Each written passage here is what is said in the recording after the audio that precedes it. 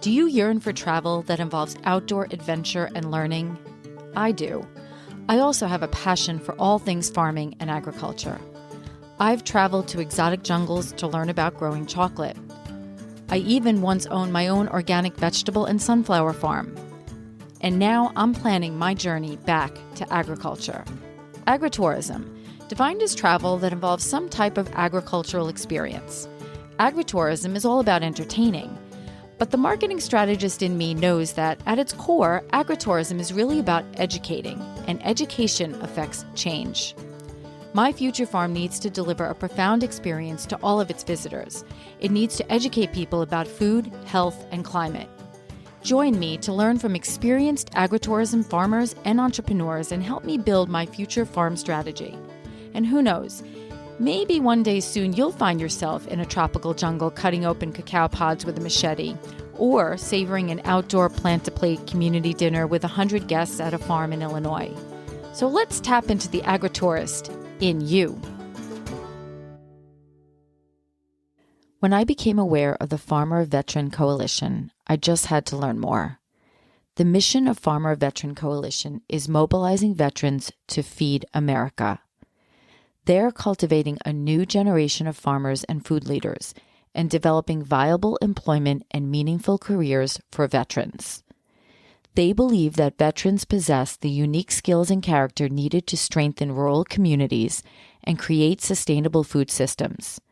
And most critically, they believe and have demonstrated that agriculture offers purpose, opportunity, and physical and psychological benefits. Okay, so I need to really drive this point home. Farmer Veteran Coalition is providing our American veterans opportunities to grow food in America and ultimately feed Americans. I am so moved by the mission and work of this organization. Founded by Michael O'Gorman in 2008, O'Gorman believed deeply in American agriculture and that it was ready to provide great opportunities for the men and women who had put their life on the line for our country. In November 2014, the coalition sponsored the first Farmer Veterans Stakeholders Conference in Des Moines, Iowa. 200 government, nonprofit, corporate, and private leaders from around the country met for 3 days to foster collaboration and mutual support for all efforts to support veterans in agriculture. One memorable moment at the conference was a podium shared by ranking members of the USDA, Department of Labor, Small Business Administration, Department of Defense, and Department of Veterans Affairs. For the first time ever, 5 key departments of the federal government were sharing ideas about a critical yet previously ignored sector of those returning home from service. The Vision for the Future is an organization that will be around for decades, in every state, and continuing to unite the agricultural sector, government, education, private industry, conventional and alternative farming, and the veterans themselves. It will no longer be important to know how and when they began, but that they will be there, offering assistance to all those who chose to serve their country twice, one by defending it and one by feeding it. I had the distinct pleasure of speaking with Jeanette Lombardo, Executive Director of Farmer Veteran Coalition, who was selected from over 300 applicants and has served the mission of this organization for several years. With a minimal staff, she and her team work to transition veterans into agriculture. Jeanette and her team work with over 350 organizations to help fulfill the coalition's mission. This is Jen Ross, your Agritourist podcast host. If you enjoy our podcast, please subscribe on your favorite podcast app and give us a rating. Enjoy my conversation with Jeanette Lombardo and spread the word about this amazing organization. Jeanette? Well, howdy. Hello. How are you? Good. So I'm excited to meet you and talk to you. Well, thanks. I was reading all the history on this organization, and it's just so impressive. But before we get started, I want to know more about you. I read your bio, how you connected with the organization, and then we'll kind of roll into, the organization, its history. I have some notes here too. I was just so interested in what everything that you're doing, and then also what's going on right now with everything. So Let's begin with you. So, I've been in ag my whole entire life. I grew up on a farm in Pennsylvania, got into ag lending, spent 24 years in agricultural lending.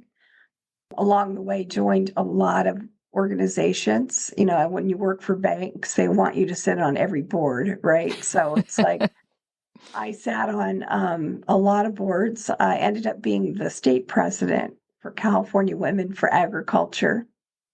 And then I was the national president for American Agri Women. I had several state appointments. I sat on the LA Regional Water Quality Control Board. And then I've had three federal appointments, one to Foreign Ag Services for USDA, one for the EPA under Trump the first time, and then now I'm under Beginning Farmers and Ranchers. So my specialty is water, labor, trade. Has been what I've built my career on. I was started two other companies. One was an ag advocacy company when I was in California, and I ran that for about 8 years. And a water company called Global Water Innovations. So trying to find some water solutions at price points that work for agriculture. And all the basins were going to adjudication and everyone was lawyering up. And that was a time about 5 years ago during COVID that the recruiter called me in regards to this job. And it's hard to believe it's been 5 years, but yeah, that's where So we're when at. you heard that, what was your reaction at first? Like, You know, it was like everything I had done in my life up to that point had led me to this job. There was over 300 applicants. wow. So it was done by a national recruiter. There were 7 interviews. I think they were waiting for the COVID to be lifted so we could meet in person. But finally, they just had to go ahead and, hire. So I got us back in the offices because we are considered essential workers because we're working with farmers as well as veterans, and got us, our office moved from California to Texas because our size has just blown up. When I started, we were around 17,000, and we're at close to 53,000 right now. So we had to be in the central time zone because by the time we got in the office, people on the East Coast, their day was half over. So, Yeah. uh, and we were actually looking at Kansas City and a few other states as well. But we have the most members here in Texas. Okay. So we chose Texas and we chose Waco because it's in the center of the state, and the Texas Farm Bureau is out of here, and Baylor University's out of here, and they do a lot on food insecurity and poverty. And so we're like, yeah, this is where we need to be. So it's been really well. We've been here 3 years already. Wow. So when you first came into the organization, where was the organization at? I mean, we probably should talk about the organization and then, when you came in too, especially I'd like to understand what was going on when you came in. One of the things it on the website it says the mission of Farmer Veteran Coalition is mobilizing veterans to feed America. I'm just going to read the one thing and then because there's a lot of impactful words in here. We cultivate a new generation of farmers and food leaders and develop viable employment and meaningful careers through the collaboration of the farming and military communities. We believe that veterans possess the unique skills and character needed to strengthen rural communities and create sustainable food systems. And my favorite line is this: we believe that agriculture offers purpose, opportunity, and physical and psychological benefits. I love that piece of it. I think Oh yeah. that says a lot. So tell me I guess let's talk about the organization and give me some history. And then when you came in, what was happening? Michael O'Gorman was the founder, and we're about 16 years old. So he put in a good chunk of time. getting the organization, starting it from scratch and, Yep. and building it up and building programs. And so we have just really been scaling it. But the whole concept was, you have guys that are exiting service. We know at 6 months after they're having a hard time with the transition, and we're seeing the suicide rates still not really going down, a little bit, but not much. And so he was trying to find a job that would give them more, the purpose that they need. Because when you're in the military and you are responsible for a lot of people and a lot of expensive equipment in life or death situations, it's hard to find another job that sort of equals that, right? Yep. So when you come out, a lot of servicemen will find the first job they can get because they don't want to be a statistic, right? They don't want to be a homeless veteran, and it may not be a good fit for them. And then we see the constant job changing happening. Our whole purpose is, we realize not everyone has the risk tolerance to be a farmer. So, but they want to work outside. There's a lot of healing that comes with working with animals and working with the ground, planting. And so we have ag careers, which has been new. We've added that, and that is plug in on our website. And Ag Careers is an international ag placement agency, and so they help folks find the jobs. And there's so many skills that transfer over very nicely from the military. It's things like drone flying, logistics. Oh, I didn't even think about that. Yeah. Yeah, even all the laboratory stuff, compliance, marketing. There's so many different things.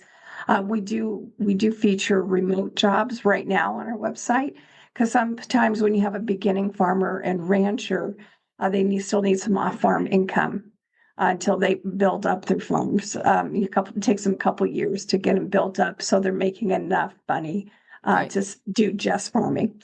And then we help them, if they want to start their own farm and ranch, we help them do that as well.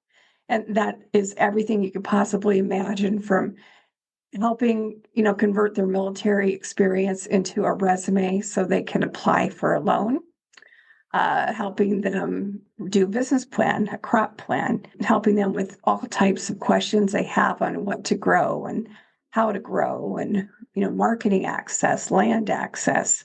There's so many different pieces to this puzzle, right? So when I took over, we had our label. It was homegrown by Heroes, but it didn't belong to us. It was part of the Kentucky Department of Ag. I think about 2 years in, we took ownership of that. And we've expanded it now that we have 19 different states that have co-branding with us. So we are working with these 19 states, promoting their programs. In addition to our label, we've added Market Maker, which is an online sales platform, to help our folks sell directly to consumers. Oh, that's terrific. Yeah. And not only that, but it helped procurements, people that work in procurement and need food for corporations or hospitals or schools, to find their farmers that are there locally. So it's been around for about 30 years. It's from the University of Illinois, and it's just a really valuable tool. So yeah, and we were at UC Davis. Well, not at UC Davis, in Davis, California. And we then moved in 22 here to Waco.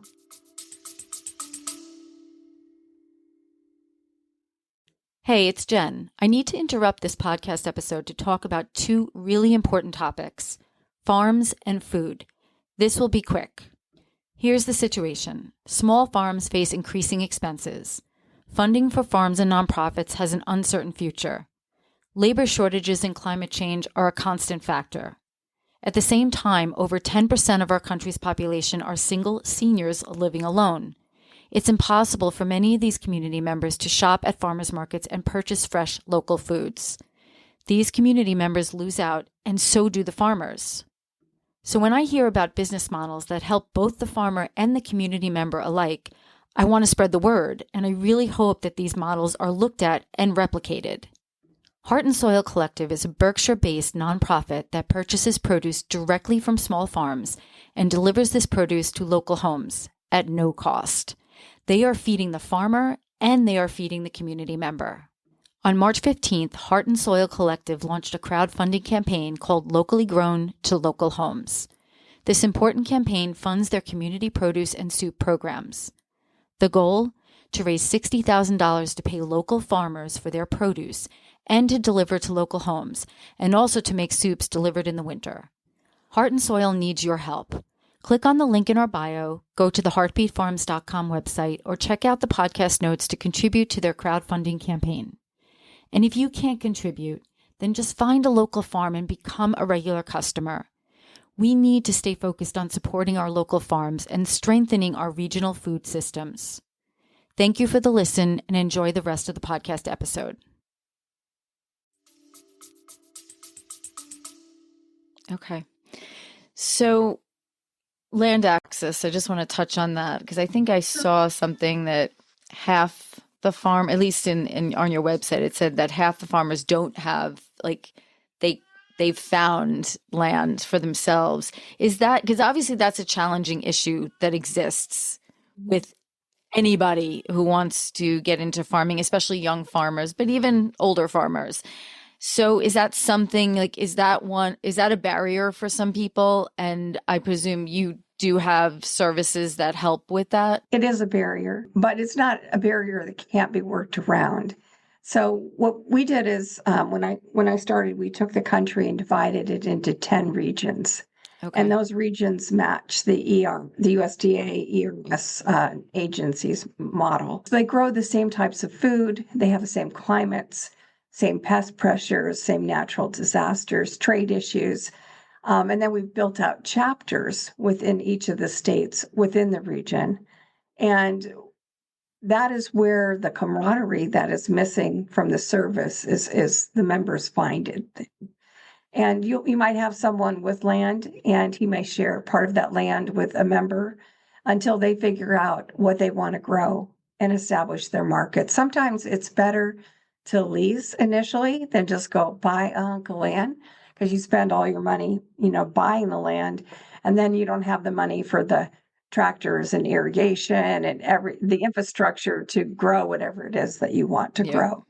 So that happens. And then we also do work with several nonprofits across the country that help with land access issues. So sometimes there's land around airports, around military bases that can be leased or purchased.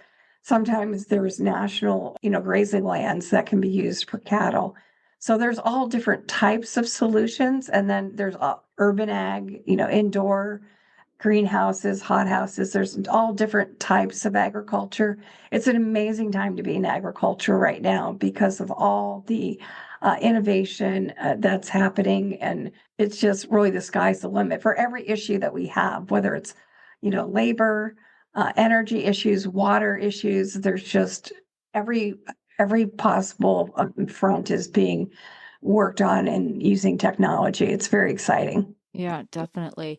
So you had mentioned some figures early on. How many veterans have been through this program and are now in agriculture in some capacity? All of our members are in agriculture. So, yeah, they use different pieces or all of the pieces of our program, depending upon the size of their farms. Some folks, they may just be master gardeners, or they may be a homestead farm. But most farms start off small and then grow, right?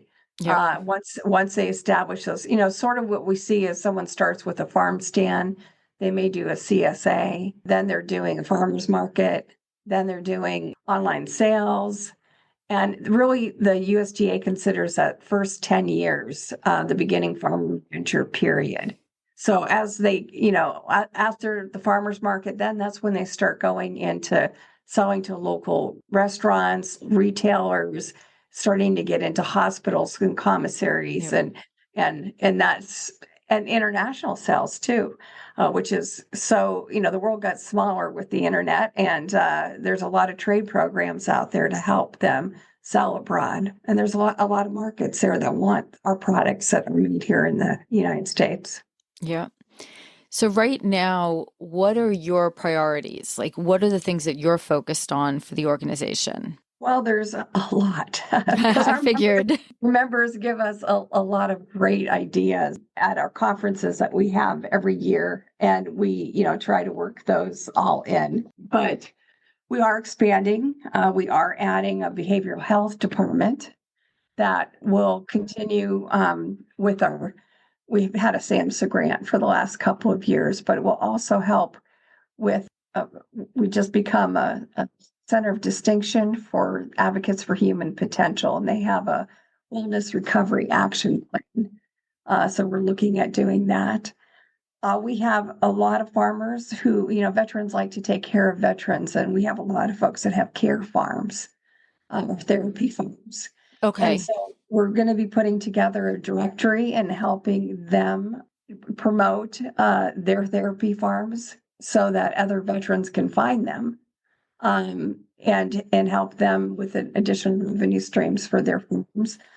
We are looking at FEC tourism for the same thing. There's wonderful opportunities right now in the tourism space to connect those folks in the cities that are disconnected from where their food and fiber comes from, back to the land, and some unique experiences that they want, just not just for education, but for getting reconnected to the earth, and to offer their children, just wholesome fun. So we're looking at Yep. doing some stuff there. We are doing some collaborations with our Homegrown Heroes label. We're trying to get it into retail stores this year. We will get it into a Oh, retail store wow. this year. Yeah, so that requires that we look at doing virtual co-ops so that we can aggregate farmers in a particular area, figure out what they're growing and what we can offer to the store, and setting up those marketing agreements. There's a lot of steps to that. I was going to say that's huge, but that Yeah, is yeah, significant. That is definitely that is great. I yeah. think that will be very impactful. Wow. Yeah, and we have a lot of, we're setting up an associate membership program. We have a lot of corporations that love what we're doing and want to support us. And so we're going to be setting up well, first of all, an affinity program. So, which we have now, we call it the benefit discount program. But we're going to expand to include an even broader base of services for members, and then setting up the associate membership within that. We're having a conference this year here in Waco. We haven't had one since we've been here for the 3 years. So we're going to have that here at the end of October. So we're working on that a lot already. Let me ask you a question about that conference. So what is like who wants to go to that conference? Who should be going to that conference? Well, first of all, any member that is, in the beginning farmer, or, growing their farm, wanting to, it's really an educational seminars Okay. on multiple topics. This year it's going to be on emerging trends in food and health. So we're seeing a lot with, microgreens. We're seeing a lot with nutrition and herbs, municipal purposes. Food is medicine. These are sort of, we're seeing the consumer wanting more of, and so we need farms that can provide these things. And so we'll be offering a lot on that. Terrific. But yeah. So if there's someone who's interested in this program, how do they find out about it? Besides, like I mean, I just came across you, but how are they given materials about this? And then how would they get involved? Like, what's the steps to get involved? So we add about 700 to, I'm sorry, 70 to 100 members a week. Oh, wow. And Okay. we're a nonprofit, and we don't have money for advertising. It just happens. Word of mouth, So luckily, our chapters, they do some great work, and it gets picked up in papers, and it just spreads. It keeps spreading and spreading. But yeah, they could just Google us. We're at farmvetco.org, and the website there's a tab to become a member. And you have to go through the ID.me process to verify that you are a veteran. But you can do that. And if you have problems with that, you could call our 800 number. It's 855 FVC Farm. And we have veteran service providers that can help walk you through the process. We also have a support email. It's support@farmvetco.org. So any questions you have on anything, we do a lot right now with emergency preparedness, disaster relief, and recovery, because we have a lot of natural disasters. Right now, we deal with risk management. We have a number of different grants we're doing in different states, even to help set up new chapters. We're doing one in Mississippi and Georgia, trying to get those chapters set up. So Okay. lots of work to do. Yeah, with a small group, right? Yeah. You said that you're located where you're located because there's a lot more membership in that area. Do you get like, are you though, obviously you said you're divided into 10, I guess 10 regions. Are there regions that you feel that you want to tap into more that aren't as active? We've really been adding a lot in the mountain region, which is our cattle country. So Montana, Idaho, we're looking at bringing Colorado and New Mexico. So just that whole strip there. So that's been happening probably over the last year. We've had a lot of interest throughout there. But we like to, we're still needing to get Oregon. We still want to get Florida. Those are the two of the big ones that I know. We have a lot of need in the southeast, not just because of natural disasters, and drought, but there's a lot of industries that have taken hits down there. Cotton, they've decreased about 1 million acres in cotton this year. Crawfish industries not doing too good. So yeah, there's a lot of small farmers that need help down there. We want to get down there and make sure we're there for every chapter. And the way the chapters are structured is, they have their own executive boards. And we make sure that there's a member from credit, from Farm Bureau, and from National Farmers Union on their advisory board, so that our members, when they run into roadblocks, have someone there local that can help them, or know of local VA benefits and resources, as well as agricultural resources. In the history section, it said something about at one of the, I guess one of the, a conference that it was the one time that I guess, oh yeah, here.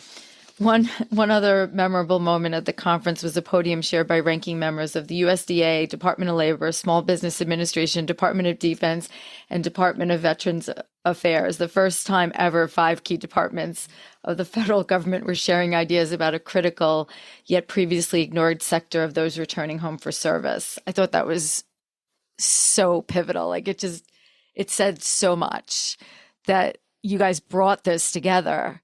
I'll tell you, we've been a longtime partner with the USDA, and because we deliver, we implement whatever they need help with, and new programs they want to try. We're here to help, but they love our conferences because it's all farmers, and it's and we have a lot of exhibitors, and they're always there doing surveys, asking our members questions, and figuring out what they need, and then going back and trying to fill those needs. So yeah, no, it's been amazing. And we just opened an office in Washington, D.C. in December, Oh, virtual office. So we've started to do some work on some legislative issues that affect our farmers, as well as veterans. So we've started to do some more coordinations. I was there last month at a couple conferences for NASDA and the Ag Economic Outlook Forum, and got to meet with a lot of the agencies, even amidst some of the turmoil that's happening, to figure out, how we move ahead, what priorities are, and what that looks like. So Is your funding impacted at all by anything going on right now Oh, for yes. your Yeah. for your specific nonprofit? Obviously, you're dealing with several organizations that Yeah. help the farmers, which are impacted in different ways too, I know. But what about you specifically? Well, first let's talk about the network. So the network, we have a whole over 350 agencies that we work with that, because we don't work with everything, right? So we don't do much on homelessness or addiction, domestic violence, anything like that. So we refer a lot of those to like Wounded Warrior, Combined Arms, many partners, depending on what state they're at. And there's been funding, you know, issues there. We have been hit as well. Some grants have ended, some grants are frozen under review. Some of the grants that we normally apply for that are like our, bread and butter are not available yet. They're under review. And like the beginning farm ranger, the ag vets, the 2501. So it's our hope that they will come out. They will start when they're supposed to start, because that sort of ruins the budget if they're not starting in October. But also, that we'll have to see what modifications may be happening to them. The bigger issue is that we don't have a farm bill. And a lot of the grants that we normally, use to help these veterans are statutory in that legislation. And, we have to wait and see what happens there. Um, there's, been a movement to remove some of the nutrition programs out of the farm bill, which would be helpful because SNAP is like 85%. All the nutrition programs are like 85% of the farm bill, which makes it rather expensive and difficult to get through. So we'll Yeah. see what happens there. Yeah, a lot of things pending right now. No, we've we're all tightening our belts and on reserves and everything else. So I think,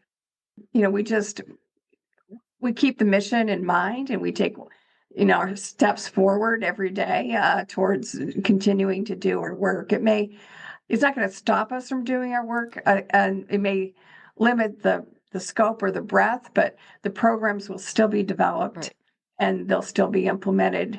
We may be stuck in the pilot mode for a little bit, but we will definitely do the work and get them ready to launch nationally. Absolutely, because the bigger focus is helping these veterans make these transitions and, develop careers in agriculture. There's two other issues too. One is national security. Right? We cannot become a country that cannot feed its own people, because if there's one thing these military folks know is what happens to other countries that they've had to become involved in, where it turns to chaos. Yep. The other thing is we have a lot of farmers. You look at the initial statistical survey, the last one that came out, you'll see the average age of farmers keeps getting older and older, and we keep coming a smaller and smaller percentage of the population. And Yep. so we cannot lose one farmer. We have to help them grow and expand and, become more successful so that they can grow their operations and continue to feed us. That's well said. I one thing I just want to I'll read this paragraph because I just thought this was very well said. Our vision of the future is an organization that will be around for decades in every state and continuing to unite the agricultural sector, government, education, private industry, conventional and alternative farming, and the veterans themselves. It will no longer be important to know how and when we began, but that we will be there offering assistance to all those who chose to serve their country twice, once by defending it and once by feeding it. I think that was so well said. Gave me goosebumps because that is an impactful statement. That's Michael. I can't take credit for that. That's straight from his heart. And yeah, I You can know. tell. Yeah.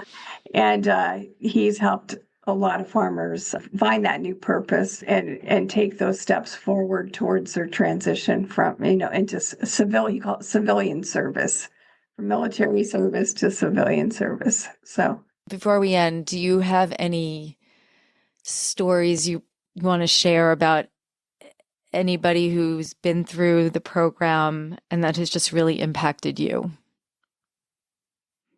You don't have to say their name if you don't want to, but just anything that's oh, really there's so many. what pops into your There's mind. there's the first one that pops into my mind is I can't even remember his name now. It's from Oklahoma, and his mom had found out about our conference in some little flyer from some ag organization she belonged to. It was like in the news bits at the bottom of the last page, right? And she was worried about her son. He was not transitioning easily. He'd lost some of his hearing due to an artillery incident in the army, and he was floundering. And he didn't want to. He didn't. She wanted him to go. He didn't want to go. He didn't want to take the time off from work. You know, the expense of travel and hotel and registration. And she's like, "No, I got this. Yeah, I got this. You're going to go." And he walked into this room and he did not know a single person. And you can normally tell the ones that have PTSD, they'll be standing up against the back wall.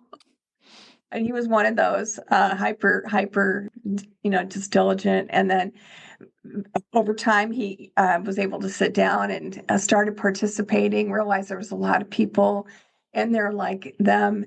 Some of the best moments are in between the sessions and in the bar afterwards, just talking, because a lot of times when they go back home, they can't find someone they can talk to. I was leaving. We were getting ready to leave. I think it was the last night, and he pulled me aside and he thanked me because he told me he was ready to kill himself because he just could not. He felt like he could not fit in this world anymore, and that really just got me. And because when you sit in an office and you're on the phone and you're doing Zooms and emails, sometimes you don't feel the impact. The conference, you feel the impact, and you just and I just think of that mom, and I sometimes wonder, how he's doing, and how they've done. It's right now is a difficult time. We have a lot of natural disasters. We have a lot of financial issues.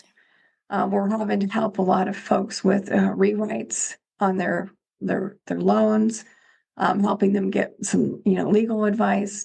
But the good, the bad, the ugly, we're here, and we'll get them through. But yeah, no, there's just so many. Our beekeepers, we have a whole group of beekeepers that the vibrations help them with their PTSD.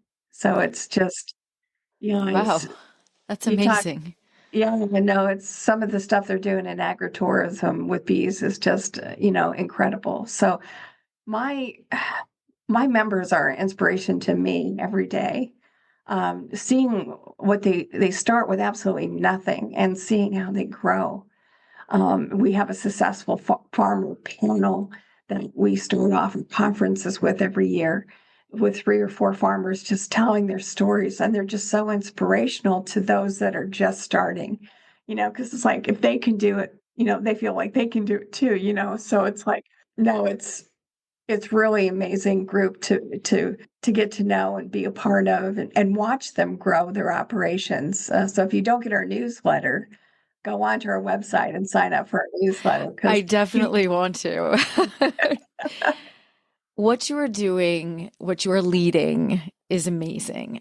When I read about this, I was just taken aback because honestly, I never knew it existed. And I just thought of so many people that could be impacted by this just by knowing about it and then potentially getting involved. I just think this is just so needed. And it, it just, I don't even know what to say because it overwhelms me, everything that you're doing. So please keep doing what you're doing. Please thank keep you. having the impact of what you're having. And I will definitely be spreading the word about this. I just think more people need to know about it because I don't know if they do, I think it's wonderful. So thank you. Well, thank you for helping us, spread our mission because, there's just not money to spend on. All our money goes out to the veterans. We about 75, 80% of everything just goes right back to the veterans. So we appreciate that. And, we need mentors. So if there's a veteran out there that's farming that isn't a member and they've been farming for 5 to 7 years, if they'd be interested in helping another veteran out, become a member. It's free. Everything's free. It's free to use the Okay. homegrown Bahiro label, free to use Market Maker, and let us know that, when you sign up, you want to be a mentor. And then if anybody from your state or your county needs help, we'll connect you. Additionally, we're starting a national project. Just like there's like flags across America, we're doing people's gardens. And then we're taking the produce from those gardens and we're donating them to veteran homeless facilities. So we Oh, have 5 states we're starting with. what And, are what are those 5 states? Am I sorry if I'm testing you? No, but this is a very interesting project. I yeah, find this to be I very don't interesting. have this Okay, send states me on them. top. Yeah, I will. I know when we brought it up at our quarterly leadership meeting with our chapter presidents from the states that like everyone volunteered, but we could only do 5. So I don't know which 5 we picked. But yeah, but no, it's just great projects. And there's so much more we can do. We just have to do it slowly and methodically so that that we're growing uh, responsibly. Absolutely. Yeah, but thank you That's so. that's always the challenge, growing responsibly. But I think it's great, everything you're doing. So yeah, if you find out those 5 states and a little bit more about that program, that sounds terrific. Because other people can get involved as well. I will get a lot of this detail in the write-up as well. So, and in the introduction, because I just amazing work, amazing work. Thank you. And there's only 10 or 11 of us here That's doing it. that's the more amazing part. But, they're just passionate people for the mission and they're just very efficient and productive and we're focused. We get it all done, but we're a great team. It's almost like a family here. That's And our great. members feel like they're family when they come to our conferences because they are. So Yep, they certainly are. Well, thank you for taking the time. I know you're so busy, so I don't want to take any more of your time, but I definitely wanted to make sure that we got this message out there because I think what you're doing is powerful and it, the change it could impact from the person to our food access, and more. There's just such a huge impact here. So, thank you. if you need anything else, please let me know. I hope our AgriTourist podcast prompts you to think more about where your food comes from, whether it be your vegetables, fruits, meats, and even those sweet treats. Don't forget to subscribe and share this podcast with someone you think may truly benefit from or be inspired by it. Visit us at agra-tourist.com. Until next time.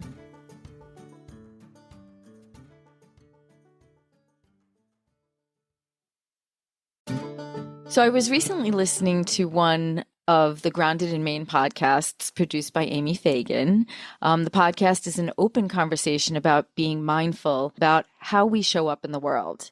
It's focused on sustainability and how sustainability impacts every part of our life. What are some of the most important takeaways that people will get from your podcast? One of the things that I hope that people will take away from the podcast is encouragement. Like, I want them to not feel like you have to spend thousands of dollars to be part of the solution because, there are a lot of sustainable, things that say sustainability or sustainable, like solar panels or organic cotton and stuff like that. Like, some things are just more expensive because they have that tagline, that phrase or whatever. But there are so many ways that you can be sustainable. You just have to be a little bit creative. And so I'm putting out all these ideas that what people are doing just to put the thought out there that we can all be part of it without going broke. So how can people find your podcast? My podcast is wherever podcasts are found. It is just called Grounded in Maine. I also have my Instagram is where I am most active, and the Instagram handle is Grounded in Maine Podcasts.